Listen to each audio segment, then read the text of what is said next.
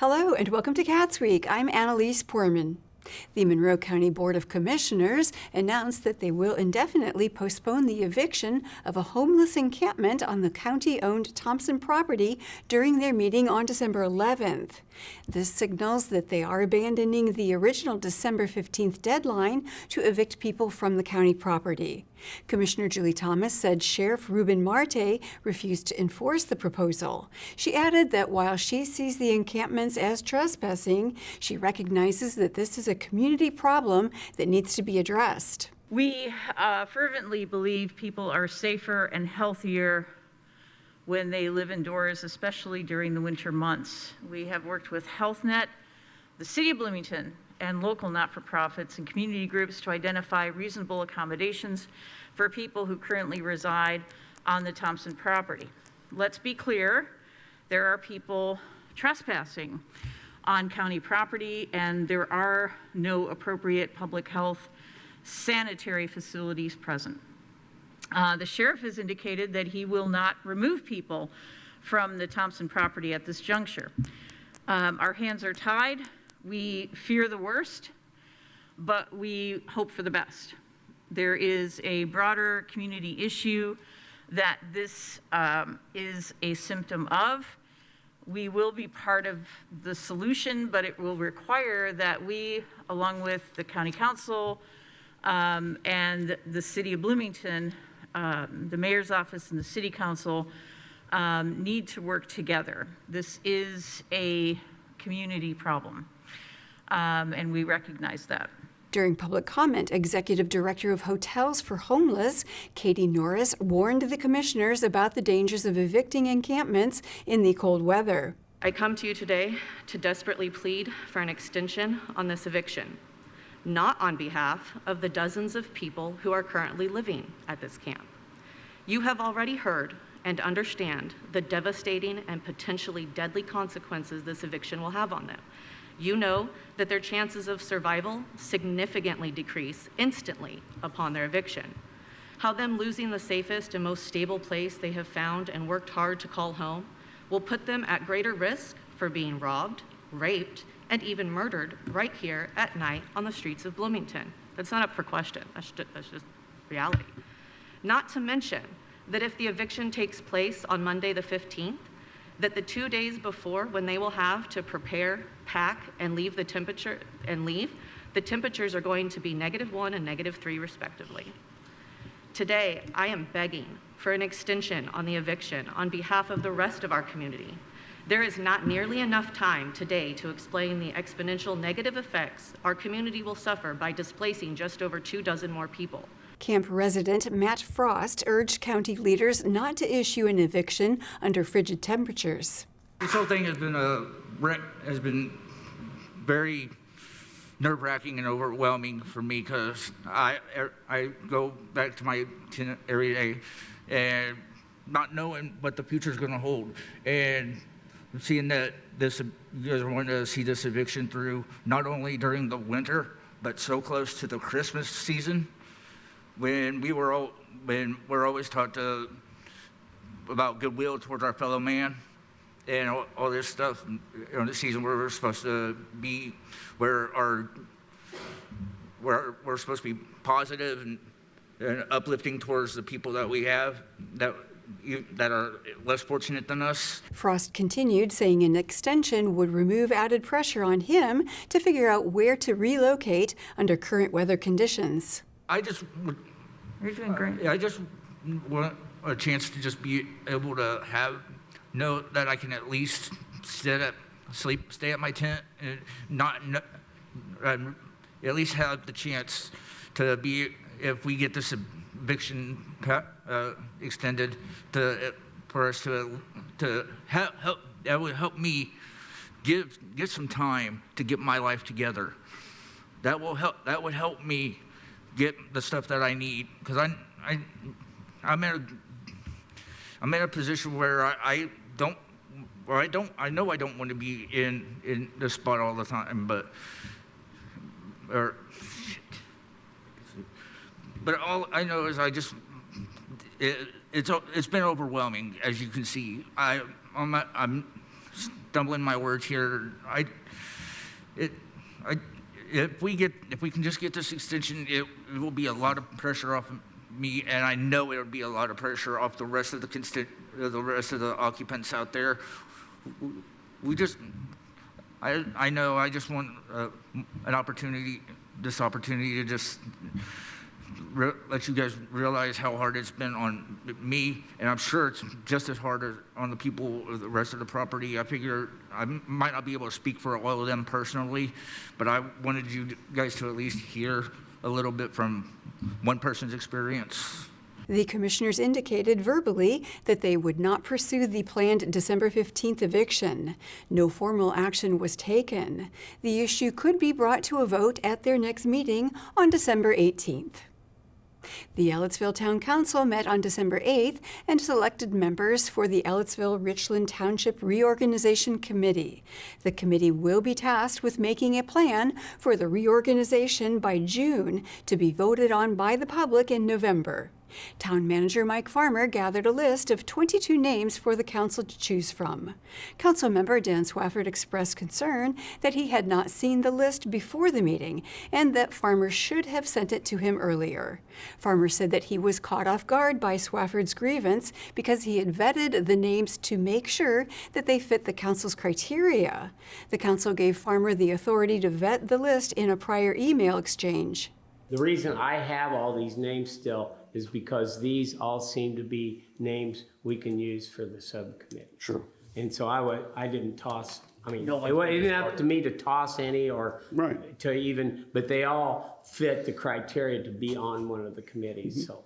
Swafford thought the council should have had more to say in compiling the list. Kind of what I thought too would be there'd be questions asked from these people and have them respond to us and we all look at it and get that kind of response and go from there. Well, I mean, this is kind of like an interview process that we are, speaking for our constituents out here that have elected us to their ward. So we have to vote for their people to come in, our people that we want in there. You're going to give us a list of 22 names.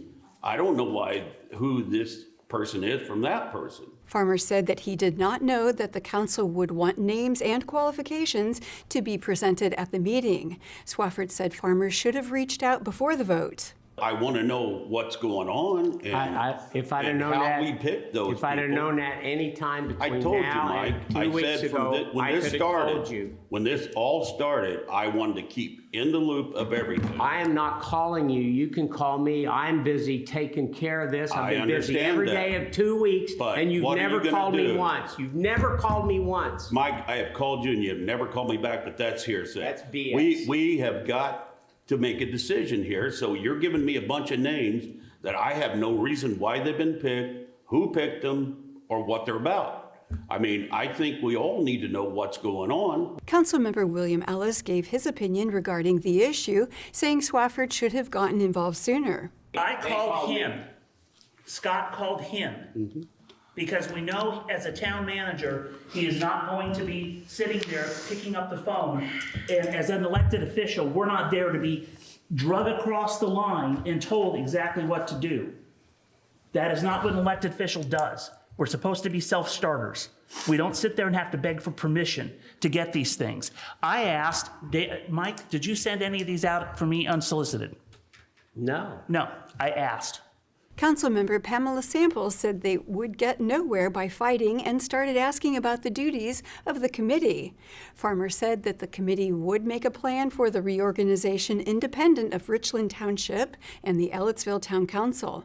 At points, there'll have to be work sessions so the two boards can interject with their thoughts and ideas, and that'll be where this directions might change here and there. So I think there'll be a lot of information passed back and forth, and that's what the working sessions will be about, is to help the reorganization committee get a feel for what the general public, or at least the representatives of the general public, might want in there. The council chose Mike Kornman, Andrew Henry, and William Ellis to be the town's representatives on the committee. The Monroe County Public Library Board of Trustees met on December 10th. During his monthly report, Library Director Greer Carson said October saw the highest digital collection usage since the pandemic in January of 2021. A total of 52,625 digital media were borrowed, including ebooks, e-magazines, and audiobooks. Additionally, he said that physical and digital media use outpaced the last 6 Octobers. One of our biggest stories for 2025 has been the strong circulation statistics we've seen, particularly in digital circulation. For the second month in a row, overall circulation was stronger last month than any previous November going back to 2020. As we prepare to adopt a new collection analytics tool, and in thinking about some of the patron use and seasonal patterns you all asked about last month, we'll be looking closer at these circulation stats in 2026 to better understand correlation, causation, and some platform-specific trends that are driving our digital circulation increases. But with that said, the bottom line is that our patrons are making greater and greater use of our digital collections, and that our suite of digital content platforms is meeting the needs of more and more patrons. So that's just a great thing. Carson also spoke about the Downtown Library Branch's partnership with Heading Home, a nonprofit dedicated to strengthening housing security and ending homelessness in the region. As we've shared previously, our partnership with Heading Home of South Central Indiana involves a diversion and prevention case manager being stationed on site here at the Downtown Library. Our case manager, Shakay Norris, has been working on site and is starting to connect MCPL patrons who are at risk of losing their housing with local agencies to help them develop a plan to avoid becoming homeless. This position is funded by a generous grant from the Lilly Foundation to the Monroe County Community Foundation and Heading Home of South Central Indiana. The $7 million grant is aimed at reducing instances of homelessness in Monroe County over the next 5 years. We'll have a full update on this partnership and on the work that Shakay is doing in probably Q2 of 2026. Carson shared updates on the library's pest control efforts, which have shown improvements specifically in bed bug infestations. Back in 2023, MCPL developed its own policy and procedures for mitigating pest infestations. Over these past 3 years, we've refined and expanded the procedures to identify and eradicate bed bugs in particular, which are sometimes found in return library books as well as materials on our shelves. Now, with 3 years of practice and success under their belts, our Circulation Services Department gave a presentation at this year's ILF conference on how MCPL manages this challenge that all public libraries now face. This is the first time that our Circulation Services Department has presented at a professional conference, and we are very proud to celebrate their great work and well-earned accolades. Director of Finance Gary Letelier requested an annual renewal to use the library for El Centro Comunal Latino, which provides services for the Latino community in Bloomington. Board member Nancy Van Allen said that she was confused about the aim of the Culture Center. Board member Jennifer Whitley provided a more detailed explanation, stating that the business helps connect people to services in the community. They kind of are able to connect people to whatever resource they may need. I know of this because I used to use it a lot to promote the speech therapy services that I was providing, but they're a wonderful resource for our Latino community. Whitley said that having El Centro at the library can introduce people to the library's resources. For families that are new to our community, getting them here to El Centro and then getting them here and introducing them to our library is just phenomenal. The contract was approved by the board. Next, Director of Human Resources Becky Throckmorton introduced a retirement program being considered for library employees called Hoosier Start. Throckmorton explained that this would replace the library's existing 403B plan, but would not replace their Public Employees Retirement Fund, otherwise known as PERF. We have been reviewing some of the benefits that we offer to staff, and one of the opportunities that we saw as a chance to improve some benefits and offer additional retirement savings to folks was to change our retirement plan in addition to PERF. So PERF is the one that you guys signed to renew. That's the employer contribution. Employees want to contribute money as well to help retire or help save for retirement. And so we currently offer a mechanism to do that, But there's some barriers to entry. There's not great participation. There's not a lot of education that we're able to do with that plan. And Hoosier Start is a program that's a statewide program. It's a bigger pool of employers that use that. There's a lot more education. They have a specific person for our region who would come out and educate staff on how to save for retirement, plan for retirement, and what those mechanisms look like. They also are able to have a much lower fee for participating in the retirement plan, and they also offer a couple of different options that would meet folks where they really need to be saving for retirement. Throckmorton explained that the program has pre-tax and post-tax options and an annual fee of $54, which would be paid by the employee. There is no fee paid by employers using the program. She shared more about how widespread the program is in Indiana. They have 60 plus counties out of the 90 counties in Indiana.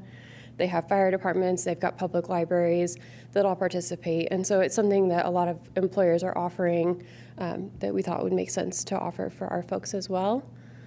And then they also have the option for part-time folks to be able to save for retirement, which is something we can't offer now. And so that would be a voluntary enrollment for folks if they did want to save for retirement. So we are just starting the discussion, so we still have some work on our part to do. We are going to ask them, we have already asked for contacts of other public libraries who use it so we can talk to them and hear a little bit about how it's going and do a little bit more research. But wanted to start the discussion with you all, see what questions you have, and just kind of go from there. Later in the meeting, Martin O'Neill, manager of Community Access Television Services, or CATS, provided a department update. O'Neill explained that CATS is looking into using Memnon, a digital preservation company, to help digitize their legacy tapes. Digitizing the government meetings would cost approximately $240,000. He emphasized that they are not making a decision yet, but that it is important to consider in maintaining the archival collection at CATS. We feel good about them. They're here in town. We met with them. It feels good. They have given us a contract, but we'd have, Tom look that over and everything else. And again, this is just something that we're looking into, but we know that we are contractually obligated to keep the government stuff archived and make it available for folks online. So that's one thing. And then the tapes are degrading, and every year that they're there, that degradation just keeps accelerating, and we'd hate to get to the stage where, we have dust shitting on the shelves. The Monroe County Public Library Board of Trustees will meet again on January 21st, 2026. The Bloomington Arts Commission met on December 10th. First Assistant Director for the Arts, Holly Warren, said the Arts Commission went over budget this year, pulling the remaining dollars from the general fund. 4 grants. We spent a total of $179,483. Woohoo! Oops, we went over a little.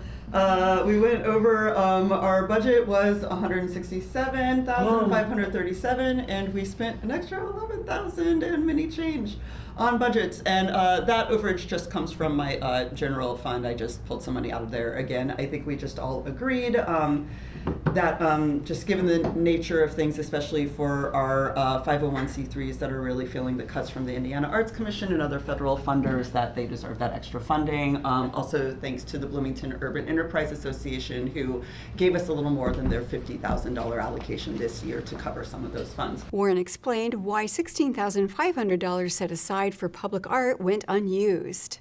This $16,500 that we allocated for public art and grants, we have not spent that, and I don't think we're going to have an opportunity to get that out the door before the end of the year. And I just want to acknowledge that the committee that was assigned the task of deciding what to do with that funds this year has been through a lot this year. We had an unexpected change in leadership and some other big public art projects that kept us from having the time to do this. With your permission, what I would ask is just allowing me to use that $16,500 to pay for some other arts expenses that I need to cover before the end of the year. Would that be okay? with you all? Do you want to ask questions and criticize me heavily? Nope. No. Okay, awesome, thank you. And I'm happy to give you a tally of how that is spent in the new year. One commission member asked how the money would be used. Warren said it will help cover some public art expenses, including traffic boxes and arts grants. Money to pay vendors that helped us with some of like the traffic box art projects and other art projects. I will probably spend some of that money too on grants, both for our BAC grants, but also we give pretty large grants to Constellation Stage and Screen and the Buskirk Chumley Theater to run our city-owned facilities every year. They can always use a little kickback. It takes a lot of money to operate those facilities. We're very lucky to have them doing that work. So I would most likely give some of that money to them as well. Later, Public Art Interim Chair Christina Elam gave an update on the signature public artwork for the Bloomington Convention Center expansion. Elam said that the city combed through about 180 applications for the artwork and narrowed it to 8 finalists. Since we last met, we were able to close out the applications. I think we received 180 for the call through Holly, like doing a first sweep. She was able to get that down to 60, and the Public Arts Subcommittee, and Betsy, thank you, looked through these applications, and then we were able to kind of narrow it down even more. And so today we were able to meet with, I guess, the CIB recommendation board, and kind of get it down to like 8 or whatever. So that's pretty exciting. It's a lot of talented artists. It was not easy. And we're still like, finalizing things, making sure that, we're confident about the people that are going to be moving on to like the final round. So that's pretty exciting. Another commission member asked about the process behind selecting the final candidate. Elam said that they ultimately want 5 candidates with a few alternates. Is there a list somewhere of the 8? Yeah, I'd like to see that. Yeah, I will. So what I'm going to do, so we kind of like today we looked at the top applicants and it was actually really cool. I think there was a lot of alignment between what the recommendation committee was like gravitating towards and what the arts commissioners gravitated towards. So that made it easier. And so what we kind of agreed on, Christina, Rob, and I, we've seen each other many times today. And what we agreed on was we took that group and we asked the recommendation committee today to kind of categorize people as A, B, or C. Oh, yeah. So A being like definite finalists, B's being maybes or alternates, and C's being like, we love y'all, but this is not the moment. And so I'm going to share that list back with the CIB recommendation committee just so they can have it and be prepared for a discussion on Monday, but I'd happily share that with the public arts subcommittee as well. That makes sense. Yeah. Warren admitted that she's nervous about the community's reaction to the public artwork. However, she maintained that backlash to art is inevitable. There have definitely been a lot of conversations about, well, someone's going to be mad. Like, and I think that's also, though, part of public art. It's so if everyone was happy, I think that'd be a failure. Like, I just. In fact, I swore I would never be involved with public art. Yeah. The Bloomington Arts Commission will meet again on January 14th, 2026. And that is all for CATSweek. Thank you for joining us. For CATS and WFHB, I'm Annalise Poorman.